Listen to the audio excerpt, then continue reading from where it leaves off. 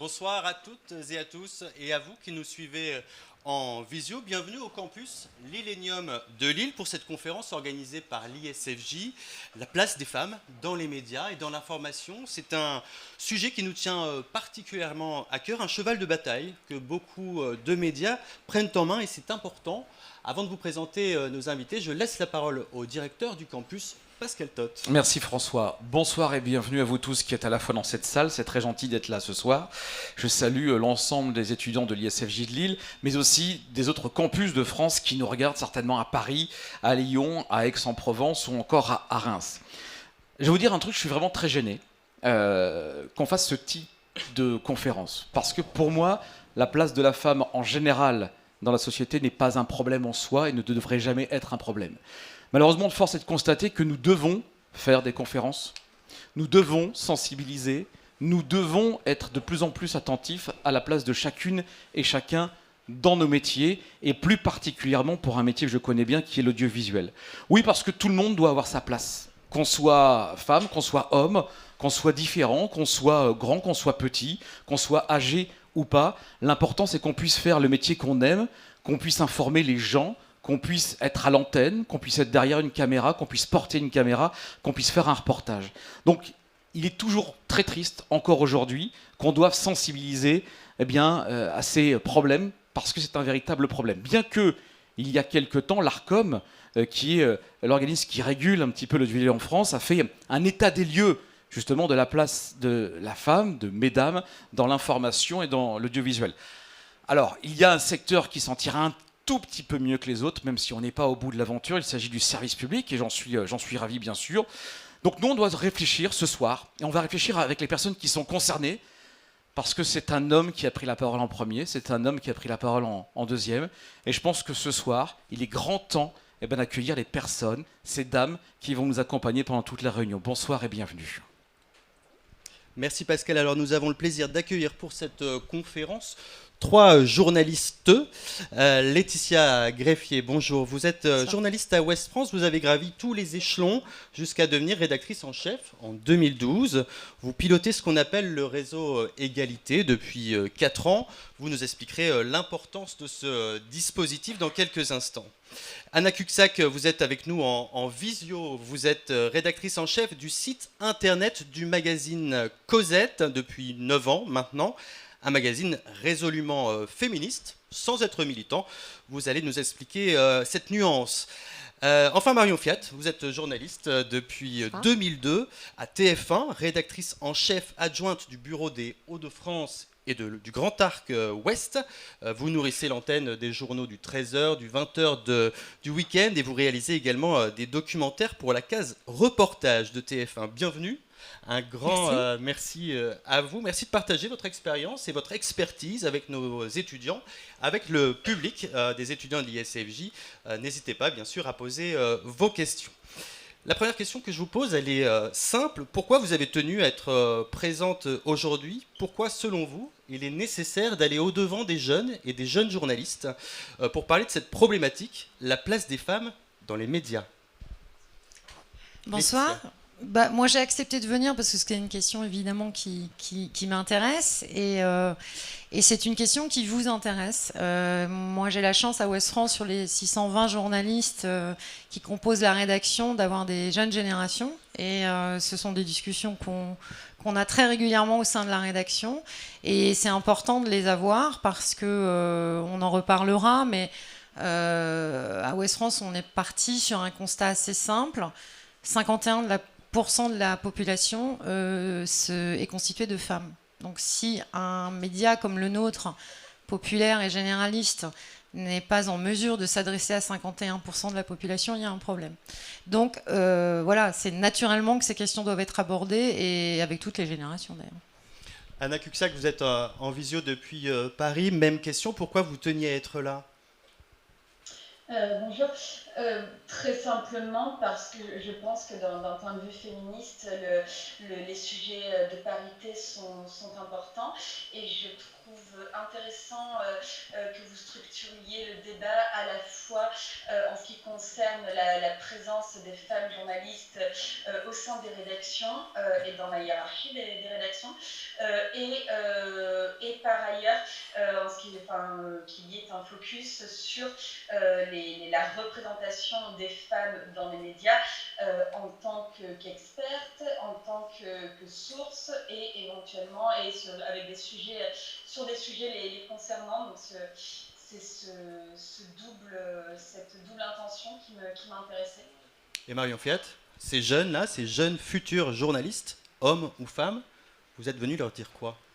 Allez-y, venez nous rejoindre, on a besoin de vous, on a besoin de gens qui ont envie. C'est la seule chose qui compte quand on veut se lancer dans cette carrière, et vous y êtes déjà du bout du doigt de pied, c'est l'envie. Je n'ai pas fait d'études, j'ai pas eu la chance d'avoir un responsable pédagogique de l'ISFJ comme vous avez là, en tout cas une école ouverte, mais j'avais envie de le faire, et j'ai juste envie de vous dire la même chose. Voilà, il y a zéro frein, il y a zéro prétexte, il y a zéro raison pour ne pas y arriver si vous avez envie. Merci beaucoup. Alors on trouvait intéressant de mettre en lumière quelques chiffres, Pascal en parlait, ceux de l'étude de l'ARCOM qui, vous le savez, a remplacé le CSA et qui se penche régulièrement sur la place des femmes dans les médias, à la radio et à la télé principalement. Pour en parler, on accueille Titouan Le Chevalier en ISFJ 3, troisième année de bachelor. Titouan, vous avez épluché cette dernière étude et elle est éloquente. Effectivement, l'ARCOM donc, qui fait des statistiques sur les chiffres des télés et de la radio, et qui donc ont fait aussi des statistiques sur la présence des femmes dans les médias, donc dans les médias audiovisuels en l'occurrence. Donc alors pour ce qui est de la méthode, c'est simple, ils ont juste fait la proportion entre les femmes et les hommes qui sont à l'antenne, donc dans ces deux types de médias. Et nouveauté cette année, ils se sont aussi appuyés sur l'INA qui a comptabilisé la présence des femmes à l'antenne, majoritairement dans les chaînes d'infos, ce qui permet d'avoir un point de vue un peu global sur les choses. Donc on peut commencer par voir qu'il y a actuellement 43% de femmes qui sont à l'antenne, à la télé et à la radio. C'est un chiffre qui ne fait qu'augmenter, comme vous pouvez le voir tout à gauche, qui augmente doucement mais sûrement, on va dire, qui était bien plus bas en 2016 et qui aujourd'hui donc monte à 43%. Un chiffre qu'il est intéressant de comparer avec le temps de parole, parce que c'est pas le tout de mettre des femmes à l'écran, il faut aussi qu'elles puissent parler, et donc le temps de parole est un petit peu en dessous de la part de femmes qui est à l'antenne. Les femmes donc sont à l'antenne 43% du tout, mais elles ne parlent que 36% du temps. Donc c'est un chiffre, on le voit, qui augmente, puisqu'il a pris 1,2% depuis 2020. Mais voilà, comme c'est quelque chose qui est calculé que depuis quelques temps, on ne voit pas encore une augmentation significative, mais en tout cas ça augmente, donc c'est bon signe, mais ça reste encore très bas. Donc voilà, l'ARCOM tire une première sonnette d'alarme. Ensuite, on peut voir aussi sur la slide suivante que la télé tire son épingle du jeu, puisqu'elle est un peu meilleure que la télévision. Il y a à la télé un petit peu meilleure. La télé est un petit peu meilleure qu'à la radio, pardon. On voit que donc actuellement il y a 45% de femmes à la télé contre 42% à la radio, mais la radio va plus vite, puisque la radio était à 39% de femmes à l'antenne l'année dernière contre 42% maintenant. Donc c'est une augmentation qui est un petit peu en dessous de celle de la télé, mais qui est beaucoup plus rapide donc à la radio.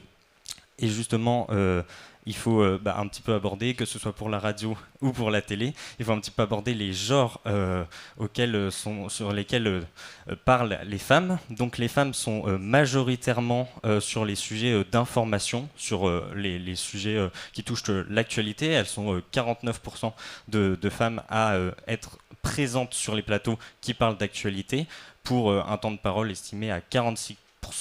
Ensuite, donc vous le voyez, c'est pour les thèmes comme le divertissement, le magazine, et le genre de programme qui représente le moins bien les femmes, c'est le sport, vous le voyez à la toute fin. Merci Titouan. Un chiffre maintenant selon la commission de la carte, vous pouvez vous asseoir, selon la commission de la carte de presse en 2021, sur les 34 000 cartes de presse délivrées, près de 48% l'ont été à des journalistes femmes contre 52% à des hommes. La profession, elle se féminise et c'est plutôt une bonne nouvelle. Laetitia Greffier, comment vous l'expliquez et comment ça se passe à Ouest France en termes de parité dans le recrutement ? Comment j'explique cette féminisation? Je ne l'explique pas, mais je m'en réjouis. Je pense qu'il y a, ça aurait dû être le cas déjà depuis plusieurs années. Comment ça se passe chez nous? Aujourd'hui, la rédaction est à 46%, est composée à 46% de femmes. C'est un chiffre qui n'est pas encore satisfaisant, mais qu'on a fait évoluer de manière importante ces dernières années. Aujourd'hui, la présence des femmes dans les rédactions est de plus en plus importante et c'est une bonne nouvelle. La difficulté, c'est la prise de responsabilité des femmes dans les rédactions. Et ça nécessite vraiment une action importante et une prise en compte importante. Parce que, comme je le disais tout à l'heure, une rédaction doit être représentative de la société, c'est la base de nos fonctionnements.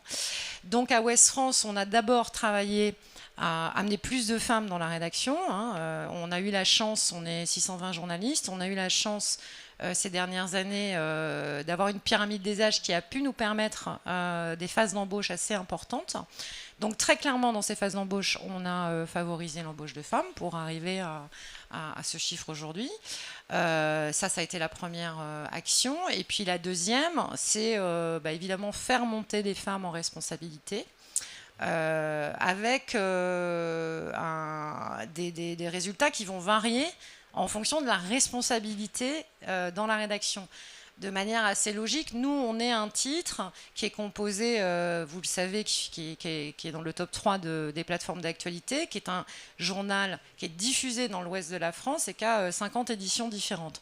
Donc on a une soixantaine de rédactions et de tailles différentes. Et dans des petites rédactions où on est 2 personnes, on va avoir plus favorablement des femmes chefs d'agence, mais plus on va monter dans les chefs de rédaction, les chefs de région, les directeurs départementaux, directrices départementales ou la rédaction en chef, là on va être moins bon en termes de parité. Donc tout notre enjeu, nous, c'est de faire monter les femmes de la rédaction vers ces postes à responsabilité. Et pour conclure, très clairement aujourd'hui, quand on fait des mutations et des changements de poste, on fait du 1 pour 1 à minima, et évidemment, on tente d'aller dans une parité plus importante. Anna Cuxac, est-ce que la parité, elle est nécessaire au niveau des embauches? Parce qu'il y a les discours, il y a les faits, et à Ouest France, on a appliqué une doctrine, en tout cas une volonté d'embaucher. En quoi, chez vous, à Cosette, magazine féministe, cette parité au niveau des embauches, c'est un enjeu?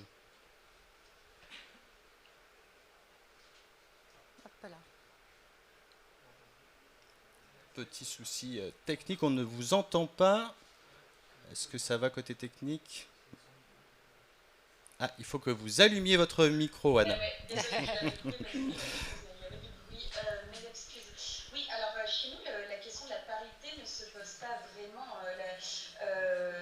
Nous sommes dans un Cosette, c'est un contexte spécifique, à savoir que c'est un magazine qui s'adresse avant tout aux femmes, et donc très naturellement, lors de sa création, il y a 14 ans, donc moi je n'y étais pas encore du tout, mais lors de sa création, se sont agglomérés autour du fondateur qui pour le coup est un homme, mais on pourra y revenir, se sont agglomérés des journalistes femmes parce qu'elles étaient naturellement intéressées particulièrement par les sujets que le titre allait développer, à savoir un focus sur la condition et les droits des femmes en France et à l'international.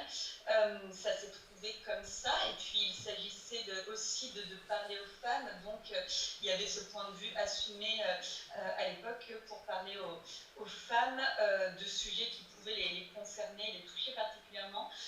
Des journalistes femmes étaient mieux situés, donc pour nous la question de la parité ne se pose pas vraiment. Aujourd'hui nous sommes beaucoup plus, une rédaction beaucoup plus féminisée qu'il n'y a d'hommes.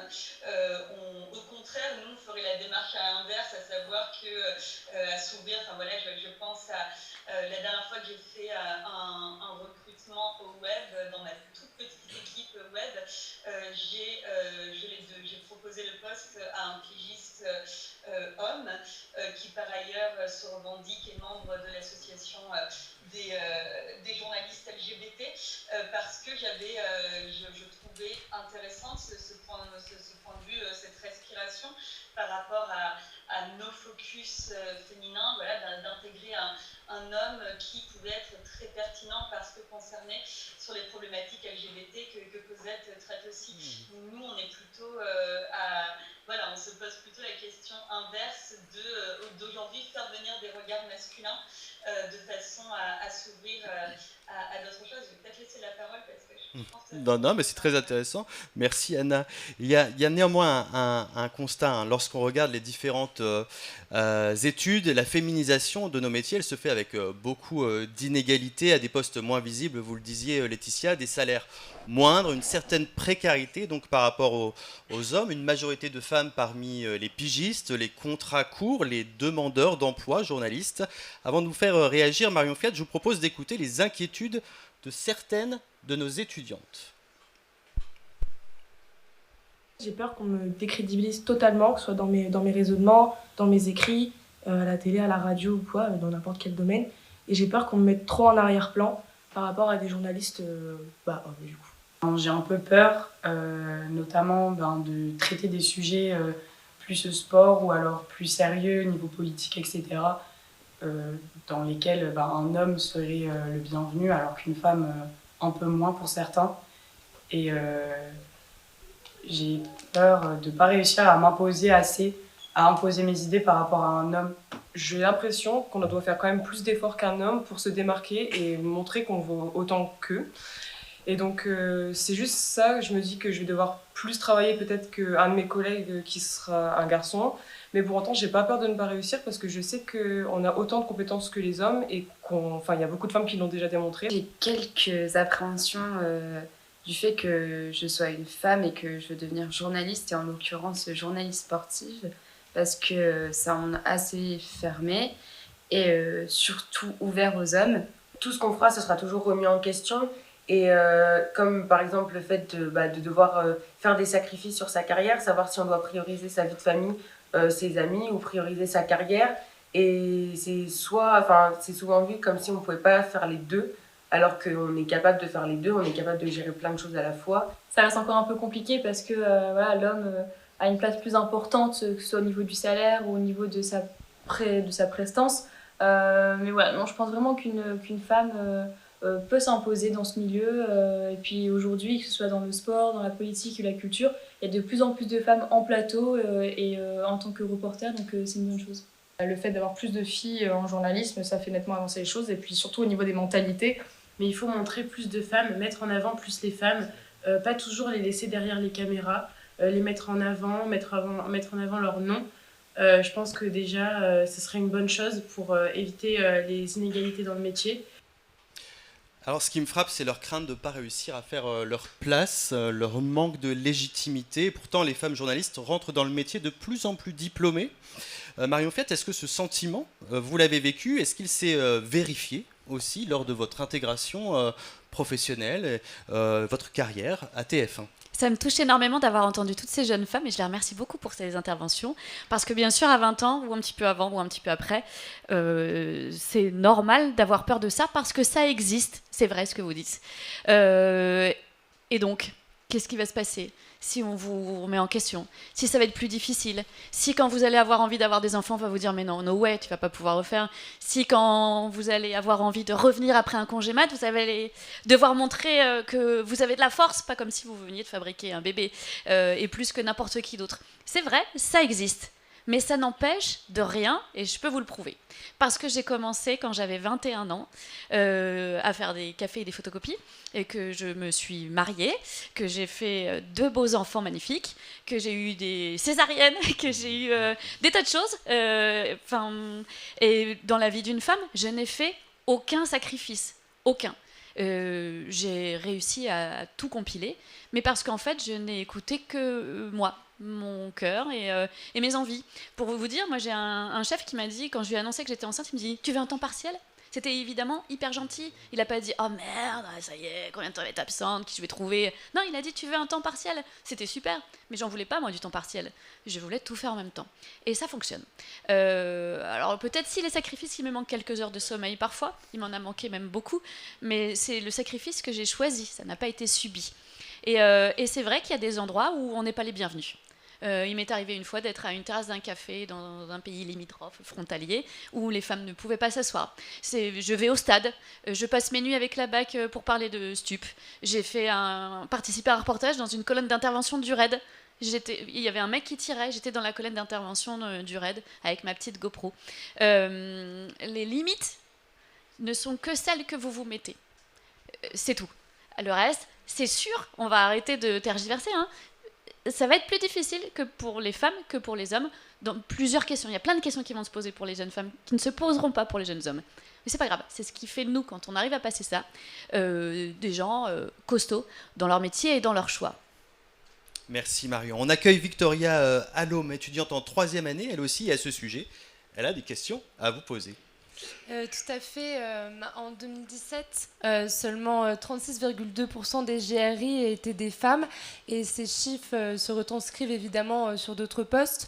Est-ce que c'est le cas, notamment pour les rédactrices en chef, Laetitia Greffier et Anna Cuxac? Est-ce que personnellement, vous avez aussi rencontré des difficultés pour en arriver là aujourd'hui? Alors, je voudrais quand même revenir effectivement sur les témoignages qui sont très intéressants. Et peut-être dire quelque chose. Effectivement, je suis frappée de vous entendre dire que vous avez peur. Il ne faut pas avoir peur. Il ne faut jamais avoir peur. Et il y a une chose importante, c'est qu'aujourd'hui, quand on propose un poste à une femme, la première question qu'elle se pose, c'est est-ce que je vais être légitime pour prendre ce poste? Et un homme ne va pas se la poser. Vous êtes légitime, vous êtes compétente, il ne faut pas avoir peur, il faut y aller. Donc pour répondre à la question, moi je fais partie des femmes au sein de Ouest France qui ont été les premières en responsabilité. Comme on expliquait, moi j'ai été directrice départementale enceinte. C'était la première fois que ça arrivait à Ouest France. J'en tire pas une fierté particulière, mais ça me permet de dire un peu comment les choses se sont passées. Et honnêtement, les choses se sont passées très correctement. C'est-à-dire on m'a remplacée, voilà, comme on aurait remplacé n'importe qui d'autre. La vie a repris, j'ai élevé mes enfants, j'ai aussi 2 enfants. Et je crois qu'il ne faut pas avoir cette idée de départ que parce qu'on a choisi ce métier, qui est un métier de passion, vous le savez, parce qu'on est une femme qui potentiellement a envie d'avoir une famille et des enfants, ça va être plus dur. Faut vraiment pas se mettre ça en tête parce que si vous partez avec ça, ça va être compliqué. Oui, il va y avoir des situations compliquées parce que quand vous êtes la seule femme dans une réunion où il y a 15 garçons, oui, c'est compliqué. Oui, c'est compliqué de se dire est-ce qu'on m'interrompt pas plus que les autres? Bien sûr, vous allez vivre des situations comme ça, mais il faut jamais avoir cette perception d'une fragilité de compétence par rapport aux autres. Vous allez être amené à faire des constats. Voilà. Vous allez faire des constats. Tiens, voilà encore quelque chose d'assez malmené. Tiens, on dit encore des choses là à notre époque. Bien sûr, vous allez faire ces constats-là. Mais vous allez démontrer au quotidien votre capacité à faire les choses et à être professionnel. Et c'est ça qui fait la différence.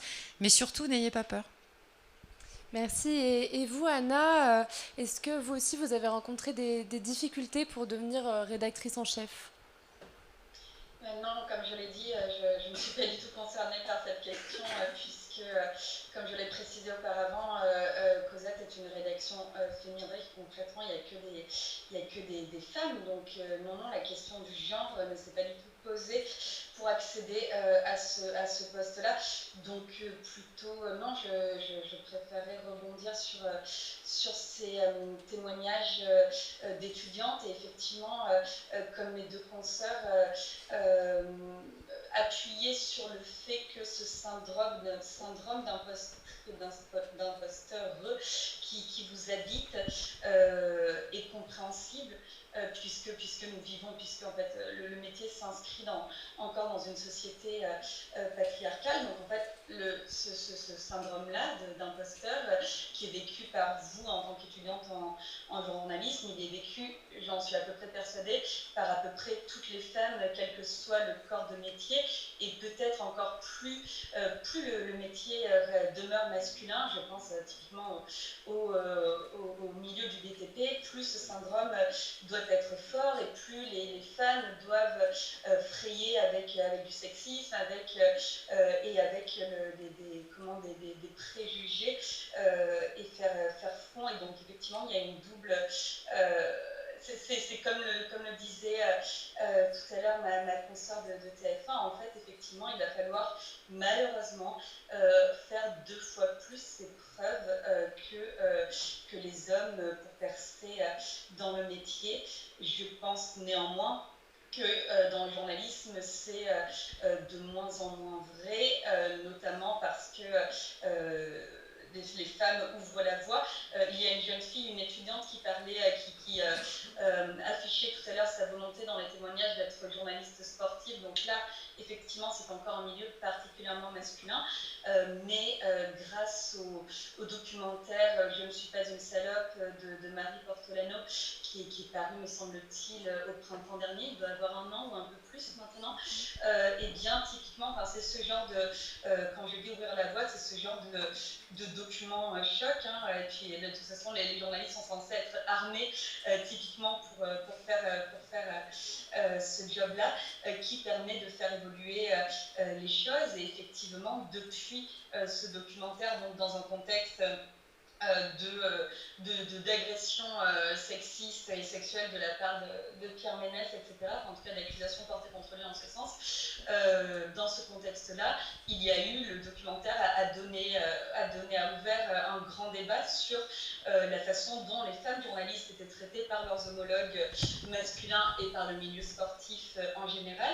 Elles se sont regroupées en association, c'est pas mal de ces journalistes sportives, donc effectivement peut-être que l'étudiante qui a ce désir de devenir journaliste sportive, ça peut être un biais d'intégrer ce réseau, effectivement, parce que quand on réfléchit à ces places dans les rédactions, effectivement l'entraide, autant que faire se peut, jouera beaucoup, mais je pense que ça pourrait être abordé après. Merci. Et au-delà de l'harcèlement qui est subi parfois dans les rédactions, peu importe le poste, il y a aussi un harcèlement qui a lieu régulièrement sur les réseaux sociaux, puisqu'une femme, quand elle est médiatisée, elle est souvent sujette à des critiques sur son physique et sur son apparence. C'est surtout le cas à la télévision. Marion, on lit souvent plus de commentaires sur son physique sur les réseaux sociaux quand il s'agit d'une femme plutôt que lorsqu'un homme apparaît à l'écran. Est-ce que c'est quelque chose que vous avez ressenti ou que vous ressentez encore aujourd'hui ? Oui, je le ressens encore aujourd'hui. C'est-à-dire que vous pouvez annoncer 2 morts ou l'arrivée de la reine d'Angleterre. Bon, là, elle va plus risquer d'arriver vraiment maintenant, et on va vous parler de vos nouvelles boucles d'oreilles. C'est fascinant. Voilà, c'est un truc. Voilà. J'ai longtemps travaillé avec des collègues masculins. Je travaille qu'avec des collègues masculins, sauf depuis là 2 mois, j'ai enfin une fille avec moi. Mais quand on faisait nos directs, parfois François en faisait à 13h, ou moi à 20h, ou l'inverse, ou mon collègue, mon chef qui fait voilà. Et en fait, les retours ne sont absolument pas les mêmes. C'est-à-dire que moi, la première chose qui va marquer, ce sera une remarque sur mon apparence. Et c'est jamais désagréable, de fait, j'ai eu de la chance. Voilà, j'ai pas beaucoup de retours négatifs. De fait, ça me saoule un peu quand même qu'on me dise pas tiens, t'as dit ce mot-là plutôt que celui-là, ou alors comment t'as pris la nouvelle, ou pourquoi t'as décidé de commencer le sujet ou ton direct par telle chose ou telle chose. Et j'ai aussi remarqué que quand je finissais un sujet, ou quand je faisais un sujet incarné, ou quand je faisais un sujet dans lequel je finis avec un plateau, j'avais 3 fois ou 4 fois plus de retours que quand je fais un sujet sans qu'on me voit. Voilà, j'ai remarqué ça. Bon, pareil, dresse le constat. Voilà. Pour parler au sein des rédactions, ce qui s'est passé avec les journalistes sportifs, je voulais juste rappeler que, juste pour info, il faut savoir que donc moi j'ai travaillé pendant des années exclusivement avec des hommes. J'ai eu 2 enfants, je les ai allaités en ayant repris le travail. Et petite anecdote de mon médecin qui est plein de bon sens, j'ai dit oh là là, mais je voudrais allaiter, mais je reprends le travail, comment je vais faire ? Il dit vous travaillez dans quel contexte ? Mais je dis je travaille qu'avec des hommes. Et il dit, bah vous allez y arriver. Et je lui réponds, mais pourquoi? Il me dit, bah il y en a aucun qui va vous donner de conseils.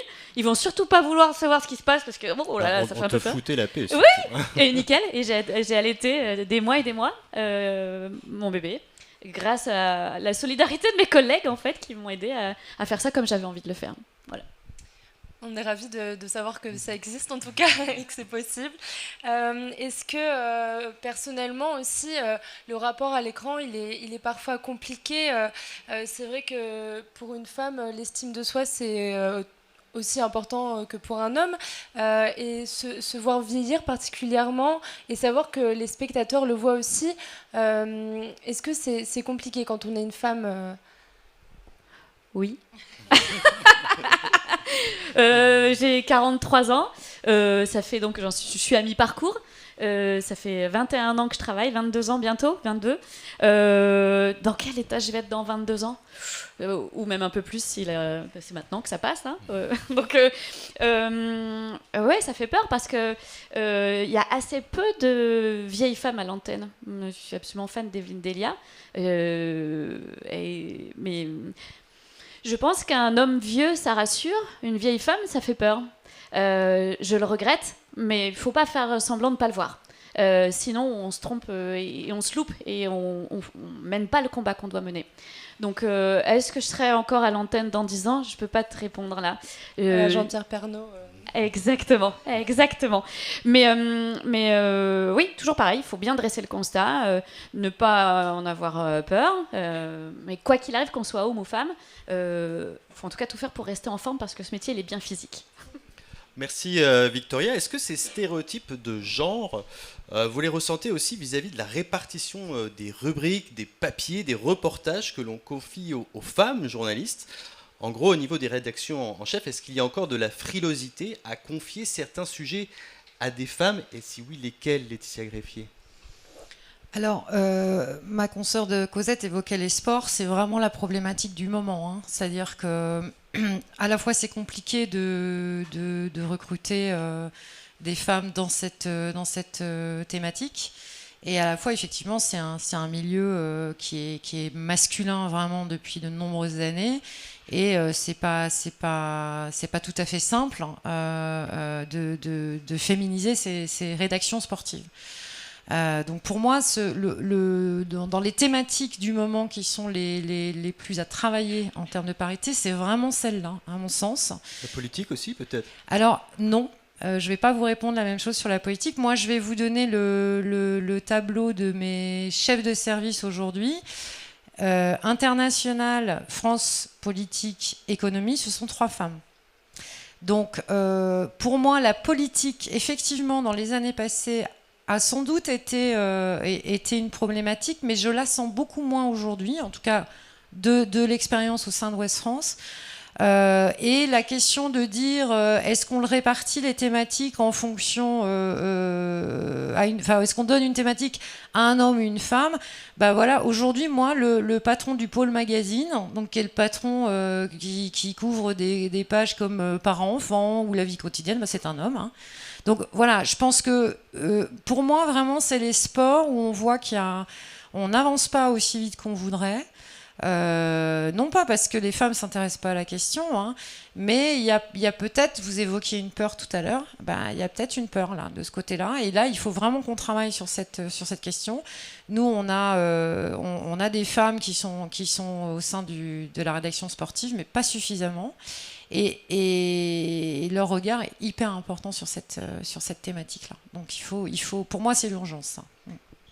Chez nous à l'ISFJ, ce qui m'a frappé, c'est la proportion de jeunes femmes qui voulaient se pencher sur le journalisme sportif. Ouais. Alors, bien sûr, il y a tout un tas de gars aussi qui sont à fond. Qui sont aussi des bienvenus.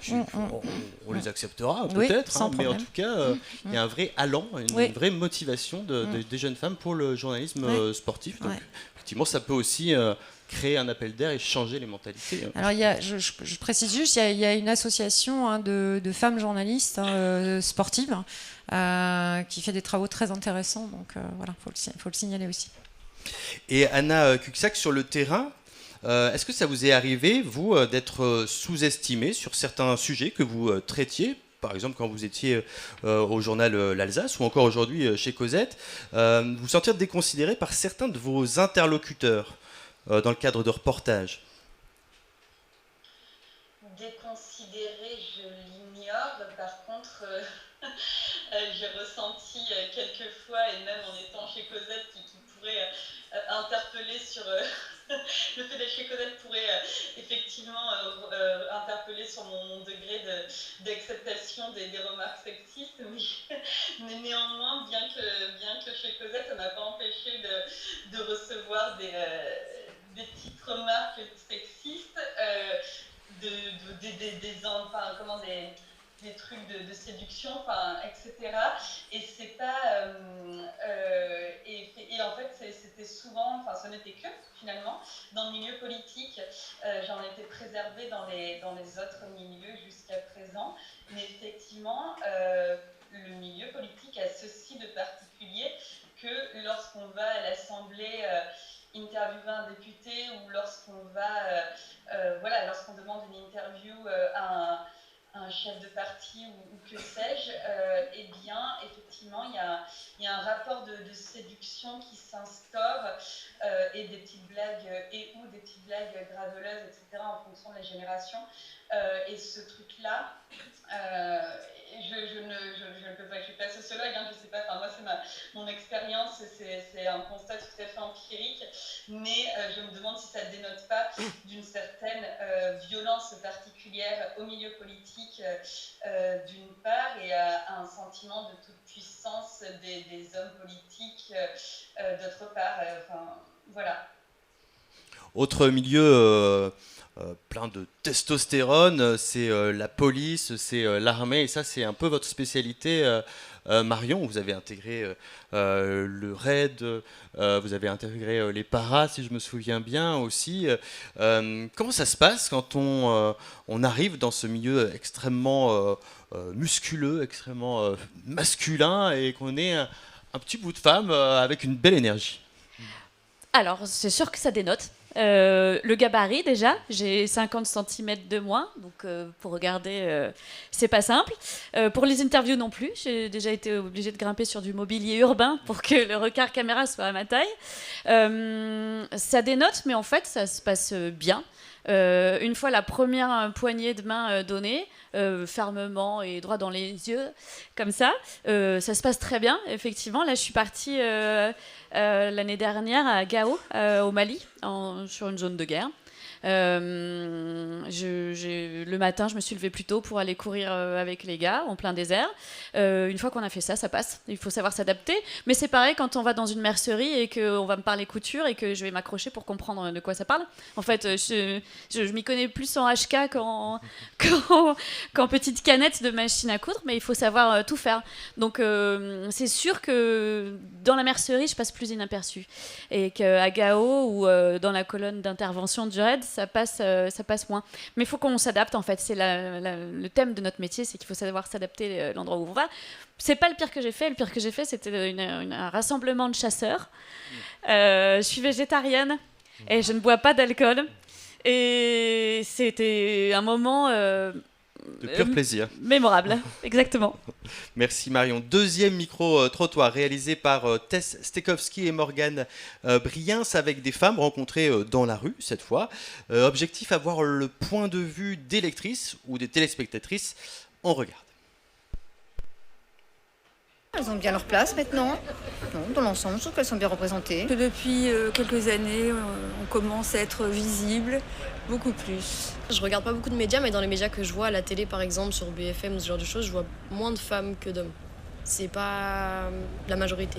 La femme n'a pas juste critère de la beauté. Il y a le fait qu'elles sont jolies, qu'elles présentent bien, du coup on a plus, peut-être pour certaines personnes, sont plus attirées à les regarder. Les femmes, elles sont beaucoup prises comme un objet, malheureusement, même si beaucoup moins qu'avant. Comme on voit, elles sont souvent jeunes, jolies, bien habillées, un peu sexy, c'est ça qui plaît au final. C'est pas ce qu'elles disent malheureusement. Aujourd'hui, les femmes, elles ont plus de caractère, elles se montrent plus.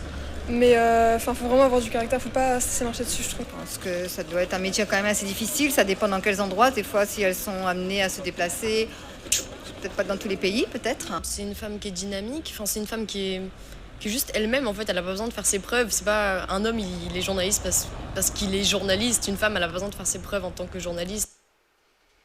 Alors comment, on a dressé pas mal de constats, comment on peut améliorer les choses au sein des rédactions, comment on peut lutter efficacement contre ces inégalités hommes-femmes dans les médias, donc je pense à l'évolution, je pense au salaire, comment on peut améliorer les choses, Laetitia Greffier, au quotidien?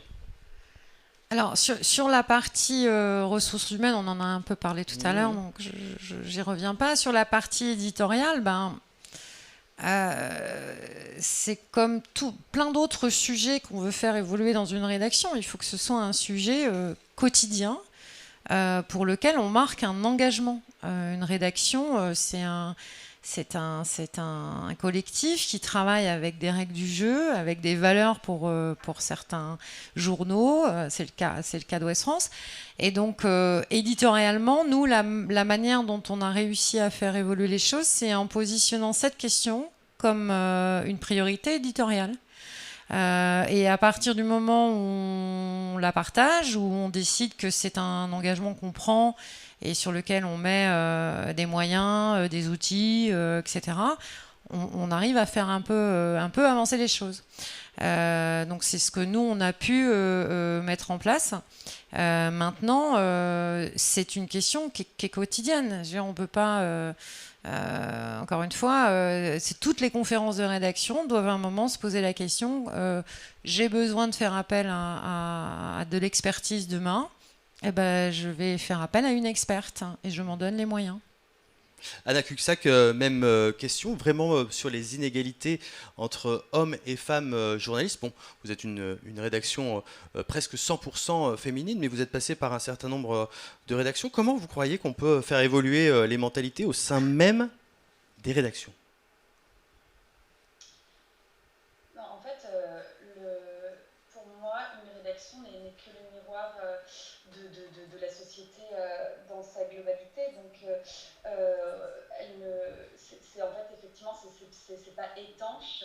Donc, tant qu'il y aura du sexisme dans la société en général, on en trouvera dans des milieux particuliers, dont évidemment les rédactions. Pour autant, je pense que les choses s'améliorent et que c'est encore une fois dû à la prise de parole de femmes qui osent, de la société dans son ensemble, et effectivement de femmes, de militantes féministes qui évoquent ces sujets et qui font bouger la société sur ces sujets. Donc effectivement, ça se répercute dans les rédactions, évidemment.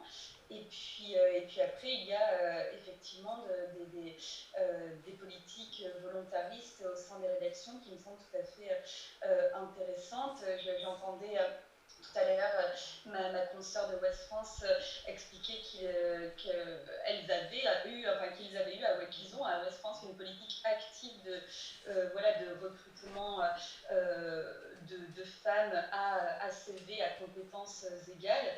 C'est ce qui me semble participer à l'amélioration des choses, même si, après, c'est pas notre débat, même si c'est pas parce qu'on est une femme qu'on est exempte de sexisme, et les choses sont plus compliquées que ça. Il n'y a pas que les hommes qui sont sexistes, les femmes intériorisent aussi beaucoup ces choses-là. Donc oui, c'est un peu complexe. Je ne sais pas du tout si j'ai répondu à votre question. Si, il y a pas mal d'éléments de réponse, effectivement. On voulait également parler de la place des femmes dans l'information. On a parlé de la place des femmes dans les médias. Maintenant, dans l'information, au cœur de nos reportages. Et notre étudiant Titouan en parlait tout à l'heure avec l'étude de l'Arcom. 43% de part de femmes à l'antenne en TV et en radio en 2021, en légère augmentation de 2 points par rapport à 2020. Comment on peut expliquer ce différentiel de temps de parole dans nos papiers, dans nos reportages, Laetitia? Sur le rapport de l'Arcom, vous voulez dire? Oui, c'est-à-dire comment on peut justifier le fait que quand on lit un journal, on aura, quoi qu'il arrive, plus de présence masculine que féminine? Alors, il y a plusieurs éléments. Le premier, c'est ce qu'on disait tout à l'heure, c'est quelle est la part de l'engagement d'une rédaction sur cette question. À partir du moment où c'est pas une question, eh ben, ce sera pas paritaire. Ça, c'est très clair. La deuxième, c'est que l'actualité ne charrie pas la parité. Clairement, quand on est un journal comme Ouest France et que ce qu'on va faire dans pas longtemps, on décide de faire un bilan de mi-mandat des municipalités de nos territoires, qu'est-ce qui va se passer? On va faire parler que 20% de femmes, puisqu'il y a 20% de femmes qui sont maires. Donc il y a à la fois cette actualité qui pose une non-parité, et l'intention éditoriale que nous, on va mettre. Et on revient à ce qu'on disait tout à l'heure, et c'est d'ailleurs la manière dont vous avez ponctué votre information, intervention tout à l'heure. Il y a effectivement du sexisme, pas forcément que chez les hommes, et les femmes intériorisent des choses. Donc il faut qu'on travaille sur ces deux questions-là. Et encore une fois, il faut que ce soit une discussion collective. Et moi, le meilleur vecteur, encore une fois, qu'on a trouvé, c'est de dire une rédaction n'est pas étanche avec la société, comme vous le disiez. Une rédaction, elle représente la société avec ses défauts et ses qualités.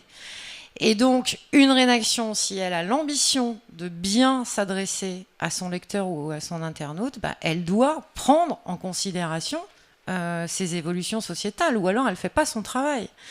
Et donc, à partir du moment où on a eu la libération de la parole des femmes, où on a eu cette thématique, si une rédaction n'avait pas pris en charge cette évolution, elle n'aurait pas fait son métier.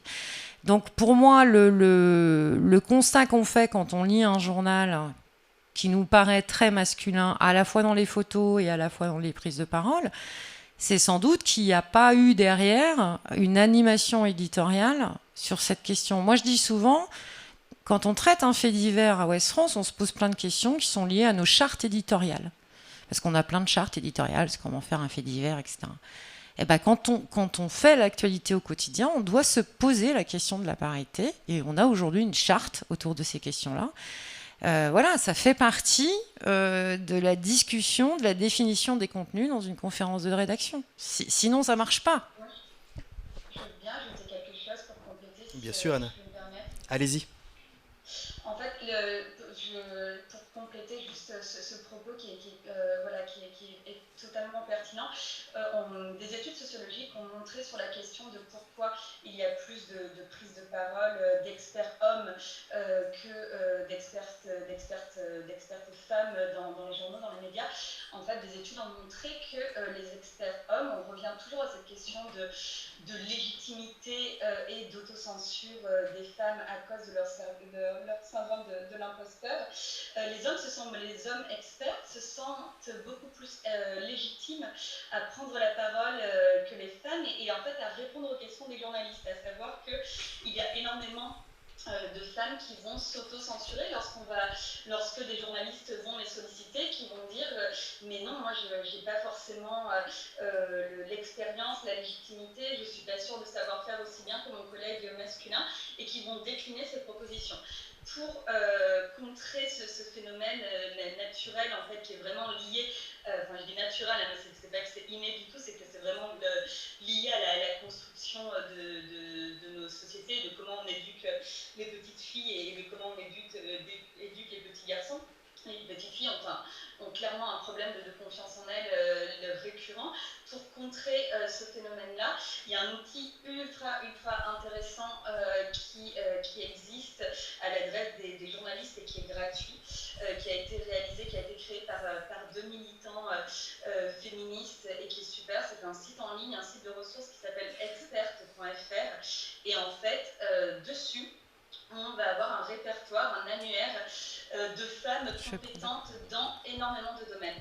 Qu'il s'agisse de domaines de sciences humaines, de sciences dures, de métiers, de philosophie, que sais-je, vraiment. Il y a tous les milieux professionnels et tous les milieux d'expertise dont pourrait avoir besoin un journaliste sont représentés.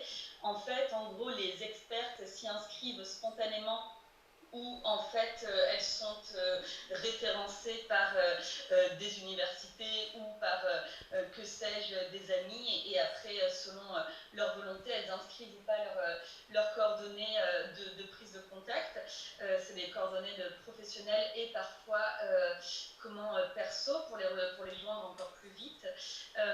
Et effectivement, il suffit de s'inscrire en tant que journaliste et d'avoir accès gratuitement à cet annuaire, et c'est vraiment hyper important. Et nous, on en a fait un réflexe, à savoir qu'effectivement, à un moment, lorsque on était toujours chez Cosette en recherche, on voyait bien que la parole était déséquilibrée malgré nous, parce qu'effectivement, puisque les hommes se sentent plus légitimes à donner leur point de vue, leur expertise dans les médias, forcément, ils se font plus connaître que les femmes, et donc sur certains sujets, on était clairement en difficulté de noms qui ne nous venaient pas. En fait, on voulait interviewer les femmes parce qu'on voulait rééquilibrer les choses, mais on n'en avait pas les moyens parce qu'on ne connaissait pas quel sociologue femme pouvait être pertinente sur tel sujet précis ou quoi.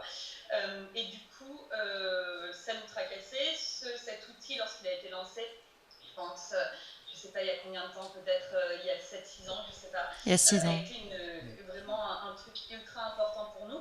Et très naturellement, on s'est obligé, on a pris le réflexe à chaque fois qu'on a besoin d'un expert, de favoriser cet annuaire et d'aller voir si dans l'annuaire des expertes disponibles en ligne et encore une fois gratuit, on pouvait trouver une femme pertinente sur un sujet précis et lui demander si elle était disponible avant de contacter des experts hommes, et ça a clairement rééquilibré la parole dans nos pages. Laetitia, vous vouliez rebondir ? Oui, je voulais juste effectivement rebondir sur ce que vous venez de dire, parce qu'effectivement, une des premières actions nous qu'on a menées à Ouest France avec le réseau Égalité, c'est de prendre contact avec l'annuaire des expertes et de le mettre à disposition des 620 journalistes. Et donc ça, c'était hyper intéressant. Et ce qui a été très intéressant derrière, c'est qu'aujourd'hui, ce site, qui demande beaucoup de travail, il est cofinancé par des éditeurs. C'est-à-dire que nous-mêmes, on participe financièrement au financement d'un poste au sein de sa structure pour permettre que cet annuaire existe et s'enrichisse. Et moi, j'ai trouvé cette expérience très intéressante dans la prise de conscience aussi des éditeurs qu'il y a des outils, il y a des moyens d'avancer, et celui-là en était un, et donc il fallait l'aider à avancer. Parfait. Là, on parle de la parole d'autorité, et c'est intéressant, puisqu'elle est importante et elle est essentiellement masculine, même si ce genre d'outil très pertinent permet de renverser un peu la bascule. Mais les femmes du quotidien, les femmes qui vivent l'actu, qu'on interroge, qu'on interviewe, elles aussi, elles ont ce sentiment de manque de légitimité, et c'est d'autant plus vrai devant une caméra. Comment on fait pour aller chercher la parole de la femme dans un micro-trottoir, dans un fait divers ? On ne parle pas de l'experte, mais vraiment de la femme qui vit l'actu. Ça rejoint exactement les autres problématiques. En fait, c'est Madame Tout-le-Monde est toujours 2 fois plus compliqué à aller chercher, parce que souvent, je me suis fait la remarque, hier, on était dans un grand endroit, dans un immense restaurant, il y avait plein de gens donc je demande le droit à l'image, et c'est bonjour, je suis journaliste pour TF1, j'ai besoin, si je vous aperçois l'image, ça gêne ou pas? Et le premier geste des femmes, 1 fois sur 2, c'est voilà, on fait attention à ses cheveux et à son apparence. Pas une seule fois un bonhomme me fait le truc. C'est ok, ou alors tiens, il me fait une blague, ou je vais appeler ma grand-mère. Mais les femmes, 1 fois sur 2, c'est attendez, voilà, parce que on sent le regard toujours pesant, et on sait si on le dit à moi, on va le dire aussi à cette dame. Je t'ai vu à la télé, je t'ai vu à TF1, putain, il te manque enfin voilà, tu t'étais pas maquillée ou quelque chose comme ça. Donc oui, ça reste toujours un petit peu plus compliqué, mais on y arrive quand même. Est-ce que pour augmenter la visibilité des femmes dans l'info, il faut tout simplement il faudrait pas plutôt traiter de plus de sujets 100% féminins ? Est-ce que c'est dur de proposer des sujets 100% féminins, et est-ce que ça existe d'ailleurs, un sujet 100% féminin ? Question bête, mais je vais vous poser d'autres questions de bête. C'est pas bête, mais il n'y a aucun sujet qui est exclusivement féminin. Voilà. C'est double réponse. Oui. Alors, si on veut parler des règles et des protections hygiéniques, Même sans parler de ça, il y a je pense que ça concerne les hommes aussi, s'ils sont en couple avec une jeune femme, ou s'ils veulent s'intéresser à ça, ou s'ils ont une sœur ou une maman à la maison, c'est un sujet qui concerne tout le monde. Alors, plus ou moins concrètement, mais qui concerne tout le monde. Autre sujet féminin, ce qu'on est en train de faire là. Je suis allée au rassemblement pour la Journée internationale du droit des femmes sur la place de la République mercredi dernier. Il y avait un tiers d'hommes. J'étais quand même contente. Il y a 5 ans, il y en avait 2, quoi. Voilà, donc. Mais on le sait que nous, dans les médias, on cible. On a des cibles, les 15-24, les femmes, les hommes, les aînés. Donc c'est une réalité, les sujets 100% féminins. Et on peut le voir aussi dans la presse féminine, tout simplement. Alors, moi je crois pas à ce sujet 100% féminin. Je crois à des sujets qui vont plus intéresser les femmes, mais je crois pas à des sujets 100% féminins. Enfin, vraiment pas. Alors, notre consoeur pourra répondre sur cette question. Je pense pas. Et alors, moi j'ai des enfants, il y a des jeunes journalistes autour de moi, et je suis très agréablement surprise de constater que je vais avoir un jeune confrère qui va venir me proposer un sujet que de l'extérieur, vous auriez qualifié de 100% féminin. Je pense que ça c'est vraiment une vision...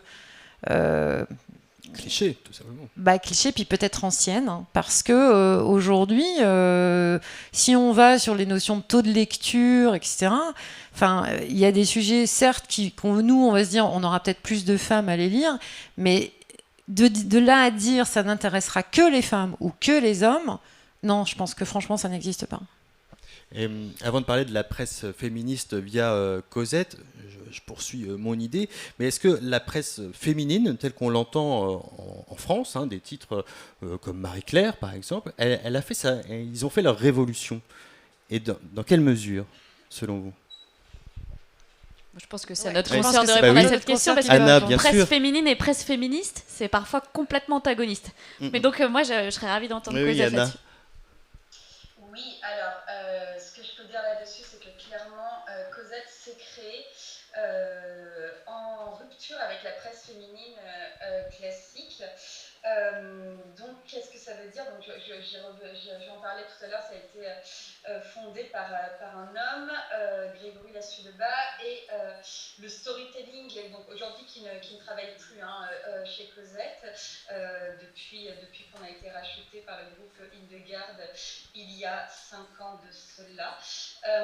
Et en fait, le storytelling qu'il y avait derrière la création de Cosette, c'était en fait une réflexion de sa compagne qui s'agaçait de lire la presse féminine qui, avait-elle l'impression, la prenait pour une grosse quiche parce que la presse féminine classique lui parlait, s'adressait à elle en tant que consommatrice et non pas en tant que citoyenne digne de lire des sujets qui concernent autre chose que la beauté, le maquillage, les régimes, etc. Cosette s'est créée en rupture avec cette presse féminine classique et a décidé de parler de toute autre chose. Pour autant, donc donc en 2009, lorsqu'il se lance, le titre est le seul sur son créneau, mais pour autant, il ne faut pas oublier que la presse féministe existe depuis au moins la fin du 19e siècle. Je vous interromps juste, Anna, parce que j'ai une étudiante qui va faire un petit laïus là-dessus et qui veut vous interviewer là-dessus, justement. Et comme elle a travaillé là-dessus, je ne voudrais pas qu'on morde sur son travail. Elle va revenir vers vous rapidement là-dessus. Mais sur la presse féminine, aujourd'hui, la presse qu'on dit féminine, ces titres comme Marie-Claire, comme, je sais pas, Biba, qu'est-ce que vous en pensez finalement de ce traitement éditorial-là ? Parce que ça se vend. C'est intéressant, en fait, il y a vraiment une rupture après MeToo. Moi, je le vois, la reconfiguration de la presse féminine classique intervient après MeToo. Et effectivement, il y a un truc très net, à savoir qu'avant MeToo, donc il y a de ça 5 ans, Cosette est la seule à parler de certains sujets, du moins de façon aussi conséquente. Donc effectivement, de viol, d'agression sexuelle, de féminicide, même si le terme était à l'époque pas encore employé et qu'il est venu que très récemment. Mais voilà, on était un peu les seuls sur ces créneaux, à parler de cette thématique-là.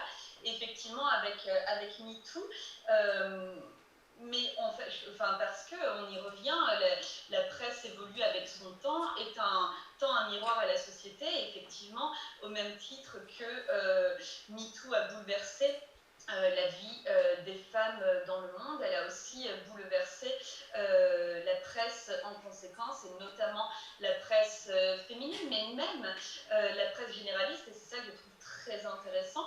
Elle aussi a fait une place à ces sujets-là dans ses pages, alors peut-être pas de façon aussi pertinente toujours qu'il le faudrait, mais enfin, typiquement le mot féminicide, même le Figaro emploie aujourd'hui le terme féminicide en fait, et donc en fait c'est un truc, et on ne se rappelle plus, mais il y a 4-5 ans, lorsque le terme vient sur le tapis, il y avait de fortes réticences dans les médias à l'utiliser, parce que ça provenait du mouvement féministe qui avait récupéré le terme d'outre-Atlantique, et en fait très rapidement tout le monde s'y est fait, donc il est complètement naturel à mon sens que la presse féminine, pour vous répondre, se repositionne sur ces sujets-là, puisque ça intéresse ses lectrices, avec le paradoxe étant, me semble-t-il, qu'elle continue néanmoins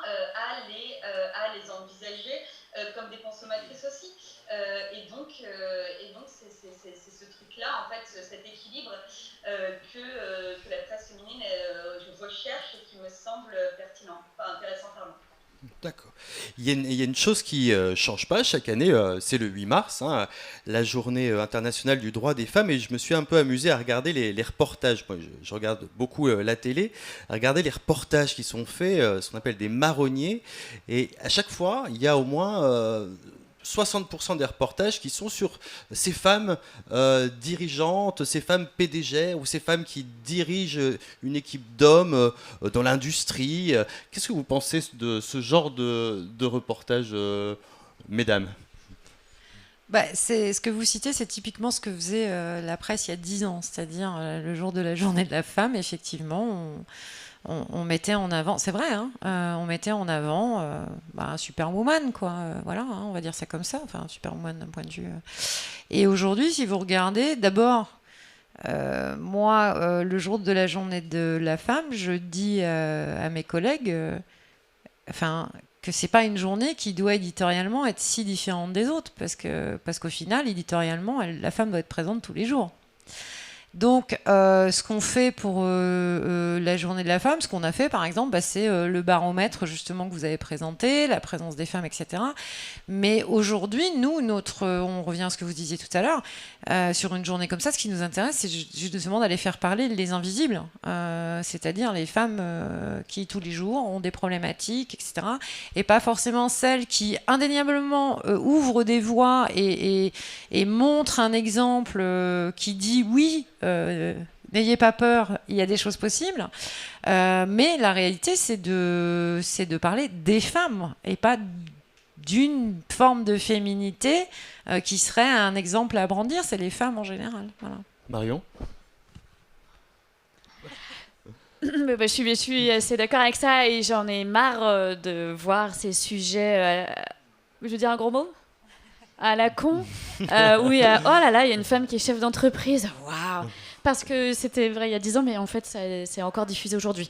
Ok, pour certains côtés de notre public, nous on est très grand public, c'est encore essentiel de le rappeler. Moi, ce que j'aimerais voir, c'est quelles sont les formations qui permettent à quoi, c'est voir peut-être l'accessibilité pour certains métiers, j'ai envie de voir autre chose, et dans mon pays, souvent les gens ils disent quoi, une journée des femmes, ok, on n'est pas en Iran. Alors, on a fait des sujets en Iran et c'est très instructif, mais ça se passe aussi en bas de chez nous. Alors à Ouest France, Laetitia Greffier, vous pilotez le réseau Égalité qui a été fondé en 2019, un dispositif qui était précurseur dans la presse quotidienne régionale. Est-ce que vous pouvez simplement nous expliquer ce que c'est et comment vous l'appliquez au quotidien? Alors je précise toujours, je suis pas pilote parce que j'ai aucune responsabilité dans ce qui s'est passé. Donc je veux le préciser. En fait, je suis référente pour 80 journalistes au sein de la rédaction. Et nous, on a eu une chance formidable, je le disais tout à l'heure, de pouvoir embaucher des jeunes générations de manière importante. Et un jour, il y a un groupe de 6-7 femmes qui sont venues nous voir, plutôt de jeunes femmes. Et donc un jour, c'était il y a 5 ans, 6 ans maintenant, elles sont venues nous voir et nous ont dit bon, nous, on pense qu'il y a un problème. Et donc elles avaient fait des baromètres, elles avaient pris des exemples de papier, etc. Puis elles nous ont présenté ça et nous ont dit on n'y est pas, en termes de parité, on n'y est pas, il y a un problème. Et on a vu ça et on leur a dit oui. Constat est là, il est accablant, donc allons-y, travaillons. Et elles ont pris en charge, sans aucune verticalité ni hiérarchie, une réflexion sur cette question. Et moi, je les ai accompagnées avec tous les besoins qu'elles avaient, etc. Et elles ont travaillé, mais vraiment de manière très, très rigoureuse et avec plein d'allant. Et on a abouti à quoi? À la création de ce réseau égalité, qui a fait quoi? La première chose qu'on a fait, il y a 6 ans, c'est qu'on a féminisé les titres et les fonctions. C'était pas le cas. Hein. C'est-à-dire qu'on disait toujours directeur pour une femme il y a 6 ans. C'est pas si loin. Donc la première chose qu'on a fait, c'est on a féminisé tous les titres et les fonctions. On a écrit une charte pour une écriture non sexiste dans nos colonnes. On a mis en place, on s'est rapproché d'ailleurs des experts pour avoir à disposition des contacts de femmes plus aisément. On a mis en place un baromètre data qui est un baromètre qui nous permet de savoir le nombre de femmes qui s'expriment dans nos colonnes, le nombre de femmes qui sont à la une du journal, le nombre de femmes, voilà, toute notre production en fait passe au tamis de ces data. Alors c'est de la data, donc concrètement, je vais vous donner un exemple. Quand la data rencontre un ou une Dominique dans le journal, elle proratise en fonction du nombre de Dominiques, femmes ou hommes en France. Vous voyez, il y a quelques évidemment leviers. Et donc on a mis en place ce baromètre, on s'est engagé à en publier les résultats, on l'a refait il n'y a pas très longtemps, justement le 8 mars. Tu en parleras, je crois. C'est ça, j'en parle dans quelques secondes. Voilà. On a fait des réunions d'information très régulières avec l'ensemble des équipes. On a nommé des ambassadeurs ou ambassadrices dans chaque rédaction. Et là, on est sur donc on a avancé comme ça. On le fait avec grande humilité parce que tu vas nous présenter les résultats du baromètre. On a encore du chemin, hein, très clairement. Hein. On a des choses qui ont marché, mais on a encore du chemin.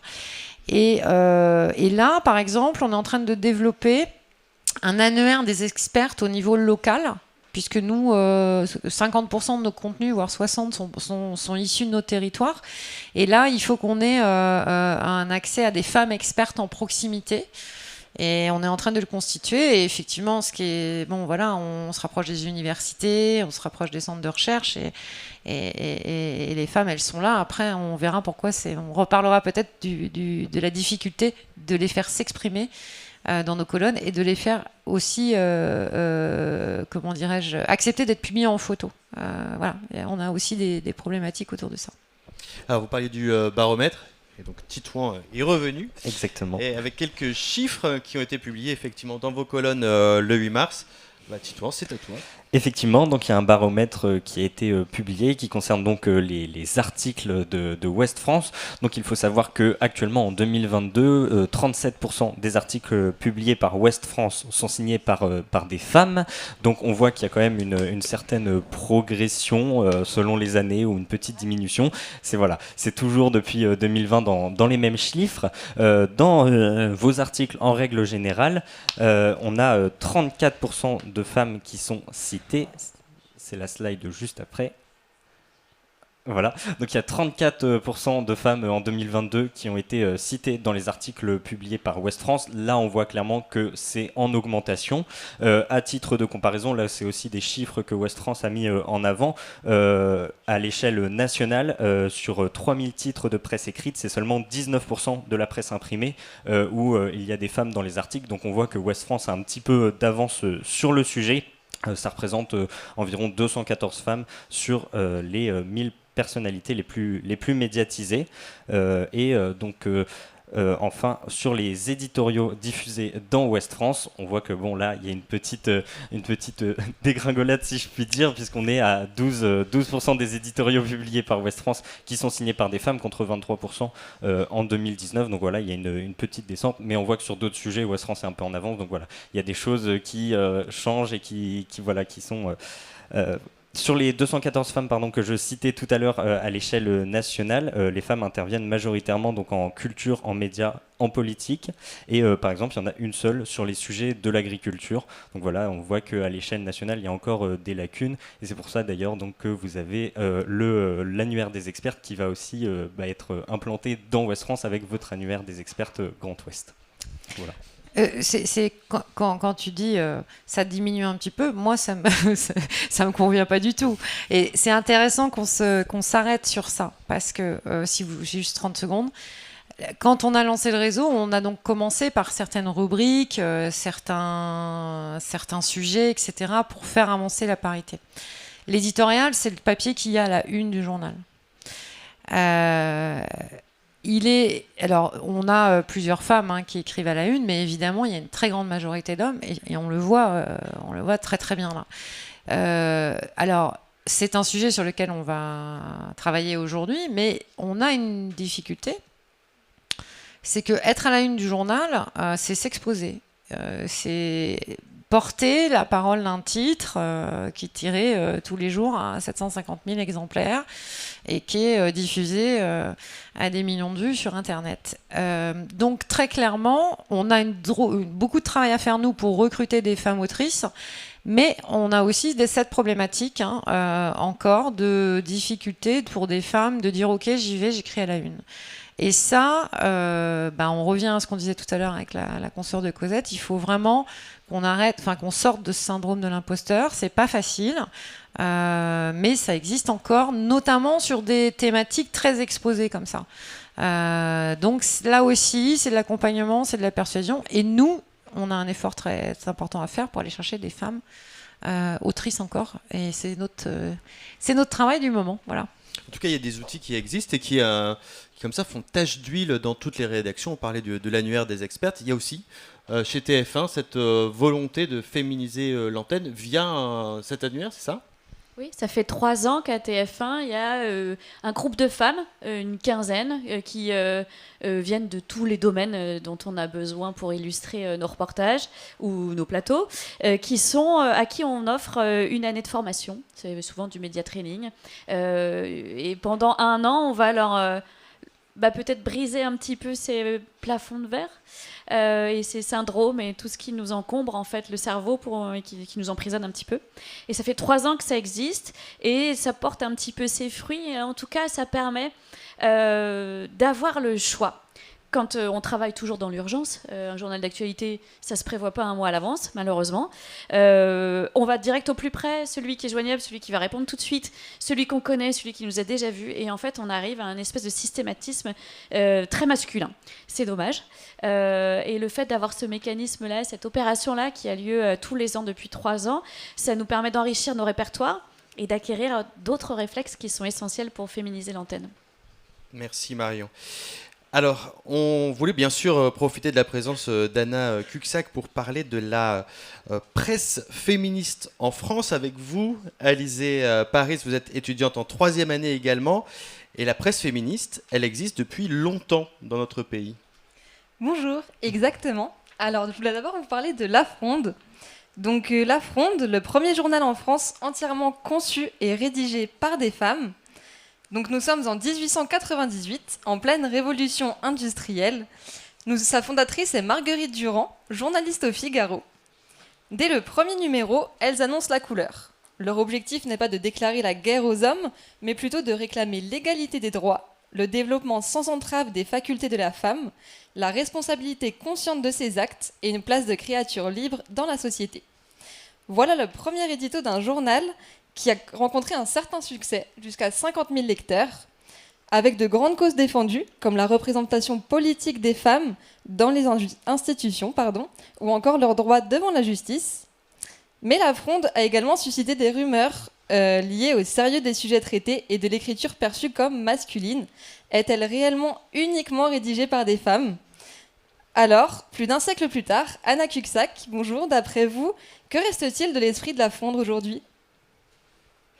Ce que je trouve extraordinaire, c'est que vous expliquez que dans la devise ou dans l'édito, je ne sais pas, elles se sentent obligées de dire qu'elles ne déclarent pas la guerre aux hommes. Et en fait, eh bien, 125 ans plus tard, si je ne m'abuse, on est toujours sur cette même problématique, à savoir au niveau de l'incompréhension autour du féminisme, mais que je dirais presque incompréhension volontaire. On a vraiment l'impression qu'il y a des gens qui n'arrivent pas à se faire à l'idée que la définition la plus simple du féminisme, c'est se mobiliser pour une société qui tende vers l'égalité entre les hommes et les femmes, et il y a toujours cette suspicion de vouloir déclarer la guerre aux hommes. Je trouve ça assez impressionnant que dans la fronde, le débat ait été posé déjà en ces termes. Et en fait, c'est pour vous répondre, ça reste très clairement. Et puis, ce qui reste en tout cas dans la presse féminine actuelle par rapport aux aînés, aux pionnières, me semble-t-il, c'est l'idée de vouloir parler aux femmes, d'instaurer du politique en fait dans les problématiques féminines. Et je parlais tout à l'heure de la presse féminine qui prenait ses lectrices pour des consommatrices. Tout est là en fait, me semble-t-il. La presse féministe, depuis ses débuts, s'adresse aux femmes comme à des citoyennes, et c'est très important. D'accord, merci. Et d'après vous, quelle est la différence entre féministe et militant pour un journal ? Comme Cosette. Pour un journal, je ferai le distinguo sur un titre engagé. Je pense que Cosette peut se revendiquer d'être un titre engagé sur les questions du féminisme, comme sur d'autres, sur l'écologie par exemple aussi. Et en fait, je fais le distinguo entre être un titre engagé et être un titre militant, quel que soit le sujet. À mon sens, le titre militant est celui qui émane d'un parti politique ou d'une association, qui émane d'une représentation telle que parti ou syndicat ou association, plutôt que de professionnels, de journalistes professionnels avant tout, alors que le titre engagé, ça va rassembler des journalistes qui ont une opinion sur un sujet, sur une thématique, et qui vont vouloir effectivement la présenter aux lecteurs, mais ne vont pas s'empêcher pour autant. En tout cas, nous chez Cosette, on essaie vraiment, pour moi c'est je mets un point d'honneur à ne pas me fermer à d'autres voix avec lesquelles nous ne sommes pas d'accord, ne serait-ce que parce que le féminisme, pour ne parler que de féminisme, le féminisme est un mouvement pluriel, mais vraiment très pluriel, et elles ont souvent il y a des tensions très conséquentes au sein du mouvement féministe, et nous aspirons à faire entendre toutes les voix. Mais même, et à la différence d'un journal militant qui, lui, moi, en tout cas, c'est mon ressenti, un média militant, pour ouvrir, ne fait le choix de ne faire entendre que les voix avec lesquelles il est d'accord. Et pour moi, c'est très, très, très limitant. Et effectivement, je me dis, et je pense que l'ensemble de la rédaction s'affiche de la même manière, je me dis journaliste avant de me dire féministe. Et je trouve que c'est très important pour faire vivre la pluralité des opinions au sein du magazine, pour être accessible, et puis parce que à quoi bon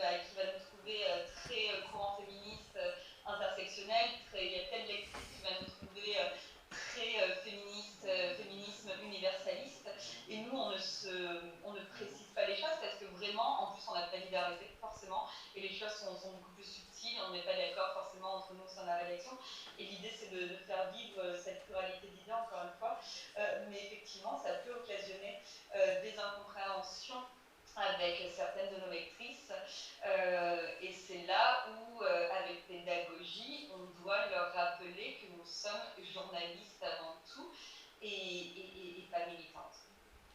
Et chez Cosette, vous avez mis en place l'écriture inclusive, un ensemble de règles de syntaxe pour inclure à part égale les genres masculins et féminins. Pourquoi c'est important selon vous, et est-ce que toute la presse devrait progressivement s'y mettre ? Alors nous, on a jugé ça important pour représenter, effectivement, c'était une évidence en fait lorsque l'écriture inclusive existe depuis pas mal d'années, depuis les années 70 je crois, mais moi je l'ai connue que très récemment lorsqu'elle a commencé à redevenir qu'elle a commencé à faire débat et à s'implanter dans les courants militants tout d'abord. Et effectivement, c'est un truc qu'on s'est approprié parce que ça nous semble très pertinent de féminiser les noms de métiers, les professions, les titres, de féminiser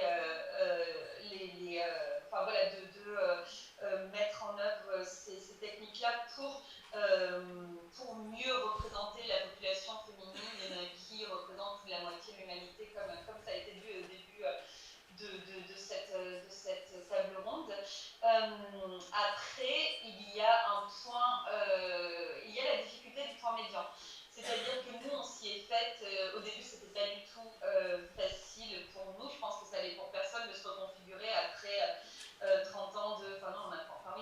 Moi, ça faisait 25 ans, je pense que j'avais appris à lire et à écrire sans écriture inclusive, sans point médian, pardon. Et du coup, s'y mettre, ça a été le plus difficile en tant que lectrice. Et aujourd'hui, on l'a adopté. Aujourd'hui, c'est beaucoup plus simple, c'est complètement fluide et naturel chez nous. Et ça a pris 6 mois en fait. Au bout de 6 mois, vraiment, c'était des réflexes qui étaient complètement chez nous, dans tous nos écrits, etc. Pour autant, le point médian, me semble-t-il, pose toujours des difficultés d'accessibilité des textes en ce qui concerne les personnes qui ne sont pas très à l'aise en lecture, les jeunes par exemple, les personnes âgées et les personnes dyslexiques. Donc moi j'ai toujours ce questionnement. On le fait parce qu'on a choisi cette charte, mais je comprends les personnes. Autant effectivement il y a les mauvais coucheurs sexistes qui vont râler parce qu'on a écrit, j'en sais rien, moi, consoeur en parlant d'une avocate, j'en sais rien, et ça, ils peuvent continuer à râler, ça nous fait pas trembler. Autant il arrive encore qu'on ait de moins en moins, mais il arrive qu'on ait quelques réflexions de personnes qui butent en fait sur cette histoire de point médian. Et je suis ouverte à la critique là-dessus. Je comprends que ce soit une difficulté pour les personnes et donc est-ce que, pour répondre à la dernière partie de votre question, est-ce qu'il faudrait que toute la presse s'en empare? C'est une question, franchement, ça donne un ton éditorial qui peut être pertinent dans la presse féministe. Après, est-ce que les journaux généralistes ne vont pas se fermer se fermer des portes, à savoir que des lecteurs ne vont pas se détourner de journaux généralistes parce que le journal va employer l'écriture inclusive. C'est un arbitrage qui est à faire, et faire de l'inclusif pour faire de l'inclusif dans la presse, ça me semble pas une... Oui, l'écriture inclusive, si elle est nécessaire, si nous on l'a fait, c'est parce qu'elle accompagne la démarche féministe de parité, de meilleure représentation des femmes au sein de la société. Après, que tout le monde ne s'y mette pas pour des raisons d'accessibilité et de rester grand public, ça ne me choque pas outre mesure personnellement. Merci Anna, et un grand merci à vous trois. Je voulais, avant qu'on clôture cette conférence, laisser la place à d'éventuelles questions dans la salle, parce que vous en visio, vous ne les voyez pas, mais il y a une bonne soixantaine, 70 étudiants. Est-ce qu'il y a parmi vous des étudiants qui ont des questions pour nos invités, s'il vous plaît? Allez-y. Je vous envoie à Lysée Paris. Alors, il n'y a pas beaucoup de lumière dans la salle. Peut-être que vous pouvez vous avancer. Venez, n'ayez pas peur. Max Ragazzi, mesdames et messieurs. ISFJ 2. Bonjour. Plutôt, on a parlé justement du documentaire de Marie Portolano. Je voulais avoir un peu votre avis sur le sujet. Et aussi, dans la fin du documentaire, on parle des nouvelles générations qui ont un nouveau regard par rapport au sujet. Je voulais savoir, qu'est-ce que vous en pensez? Est-ce que vous avez vu une différence depuis que vous êtes dans vos rédactions? Je démarre parce que je suis la plus âgée. Oui, évidemment, j'ai vu cette différence. Je l'ai dit à plusieurs reprises tout à l'heure. On discutait avant la conférence ensemble et on se disait, à cet âge-là, nous, on n'avait pas cette perception que vous avez. Et c'est une chance. C'est une chance parce que, on l'a dit tout à l'heure avec notre consoeur de Cosette, c'est pas les femmes font la guerre aux hommes, c'est pas ça. C'est vraiment arriver à être dans un fonctionnement qui est juste cohérent, qui respecte les uns et les autres. Et oui, vous avez une approche qui est vraiment pertinente sur le sujet. Et j'ai vu la différence au fil de ma carrière avec les jeunes générations. Donc, ouais, vous êtes dépositaire d'une vraie question. Ce que je redis, c'est que moi, j'ai la chance d'avoir des enfants un peu de votre âge et je constate que cette question, elle est au cœur de leur réflexion, mais qu'elle n'est pas dans ce qu'on a décrit parfois ou ce que certains décrivent comme une guerre. C'est pas une guerre, c'est une discussion très égalitaire et vous la portez, elle vous soucie et c'est important. Et oui, donc il y a une vraie différence. Oui, je suis bien d'accord avec ça. En fait, on a pendant des années, moi, dans ma petite rédaction à moi, travaillé ensemble avec voilà, des habitudes, un certain langage, des réflexes. Et puis d'un seul coup, on a, tu le sais, rajeuni notre rédaction, mais d'un coup, d'un seul. Je me retrouve à être, j'étais la plus jeune ou presque. Et puis je me retrouve à être avec des gens où j'ai le double de leur âge. Et d'un seul coup, on se rend compte qu'il y a des combats qui ne seront plus à mener. Et du coup, ça laisse la place à d'autres interrogations, d'autres petites batailles. C'est pas la guerre, mais il y a des combats quand même à mener.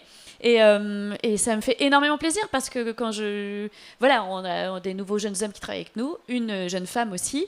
Et il y a des questions qui ne se poseront plus. Et ça me fait vraiment, vraiment plaisir. Mais il y en aura d'autres. Elias, une question. Elias Hassani, ISFJ 1. Oui, alors moi j'ai deux questions. La première, c'est est-ce que vous avez déjà été confronté, vous ou une de vos consoeurs, à des incidents parce qu'on est une femme dans des rédactions, sans forcément citer laquelle?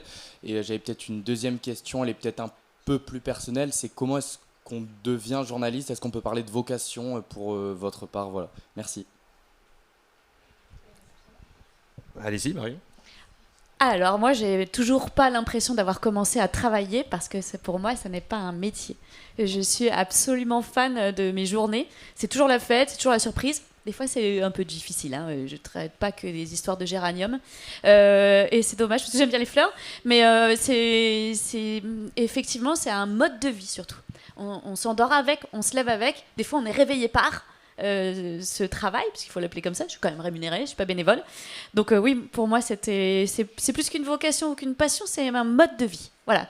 Quand quelque chose se passe quelque part, je me dis pourquoi je ne suis pas. Enfin voilà, c'est comme ça. Est-ce que j'ai connu des incidents au sein de ma rédaction? Non. Sur le terrain, oui. Je me suis déjà retrouvée entourée par 40 gars, dont un qui voulait que je meure ce jour-là. Et je pense pas que... on était à deux, ils m'ont isolée de mon binôme, et c'est à moi qu'on a fait les menaces de mort. D'autres incidents, ouais, me faire traiter de sale pute, je suis pas sûre que ce soit arrivé à mon collègue. Il y aura d'autres sobriquets, mais jamais en rapport avec ce genre de questions-là. Des incidents, oui, j'en ai pas mal. Mais aussi, une fois, je suis allée sur une tuerie. Il y avait une fusillade. J'étais enceinte énorme, comme ça. Il y avait une tension gigantesque. Et quand je suis arrivée avec mon gros ventre, tout s'est calmé. C'est-à-dire que des fois, ça facilite aussi, il faut le savoir. Voilà. C'est pas anodin. Il faudrait que ça le soit, ça le devienne. Après, c'est pas à nous qui décidons de la réaction des autres, mais ça n'est pas toujours qu'un truc qui empêche. Voilà. Anna, une réaction?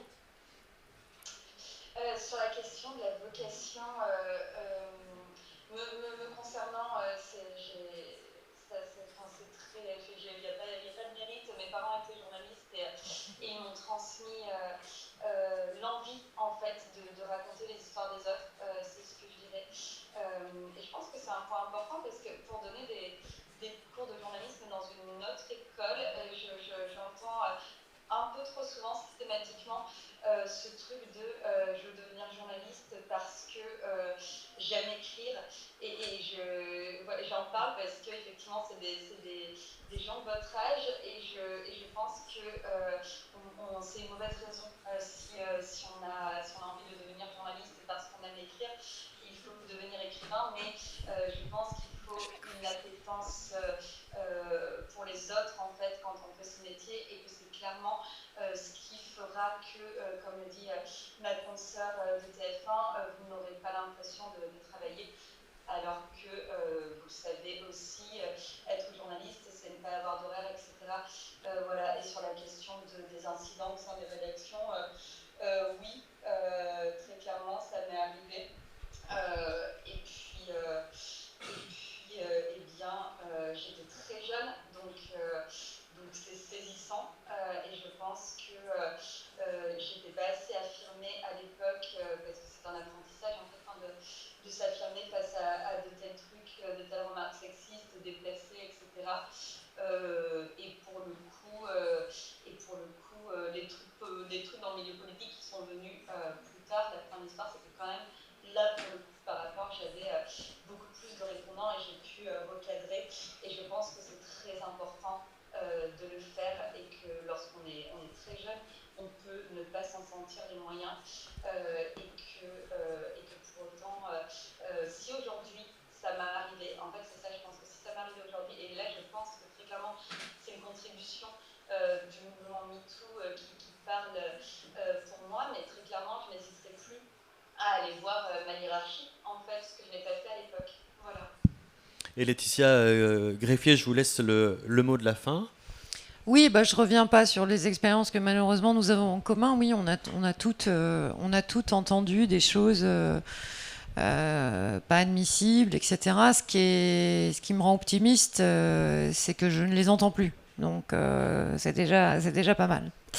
Et je reviens sur ce qu'a dit ma consoeur de Cosette, parce que ça me paraît essentiel sur le métier de journaliste. Quand on veut faire ce métier, il faut aimer les gens. Il faut aimer aller à la rencontre des gens, il faut aimer entendre ce qu'ils ont à dire, il faut aimer porter leurs paroles, il faut aimer construire le contradictoire, il faut aimer donner les avis des uns et des autres. Mais je la rejoins, si vous voulez écrire, il faut faire écrivain. Voilà, c'est ça. Est-ce qu'il y a une dernière question ? Étienne. Bonsoir. Alors moi j'aimerais juste savoir, à titre personnel, quels journalistes femmes vous ont inspiré pour exercer ce métier ? Patricia Lémonière et Anne Sinclair. Mais c'est des gens que... enfin, je ne suis pas de la même génération que vous, visiblement. Patricia Lémonière, grand reporter TF1. Moi, je vais peut-être vous surprendre, mais je n'ai pas d'exemple. J'ai découvert le journalisme par hasard. Je suis un jour rentrée dans une rédaction pour faire un petit job, en fait. J'étais étudiante et je suis rentrée à Ouest France pour être coursière. Donc voilà, distribuer les enveloppes. Et j'ai vu ce truc, j'ai vu ce collectif, j'ai vu ce que ça produisait. Et c'est ça qui m'a donné envie de faire le métier. C'est de voir des gens travailler ensemble dans la même direction pour faire une mission hyper importante qui est d'informer. Voilà. Anna, et pour vous, l'inspiration, vos parents déjà, bien sûr. Ouais, ma mère, très clairement. Mais sinon, après le triptyque, les trois fabuleuses, Florence Aubenas, Ariane Chemin et Raphaël Baquet. Voilà. D'accord. Eh bien, merci Anna Cuxac, Laetitia Greffier et Marion Fiat d'avoir partagé avec nous sur ces enjeux qui sont primordiaux pour l'avenir de notre profession, de votre profession. J'espère que vous, dans la salle, et vous qui nous suivez en visio, vous avez, comme moi, trouvé ces échanges très enrichissants. Je vous souhaite à tous une excellente soirée. Un grand merci aux ISFJ3 qui m'ont aidé et un grand merci à nos amis à la réalisation particulièrement. Bonne soirée à toutes et à tous. Au revoir. Merci. Au revoir Anna.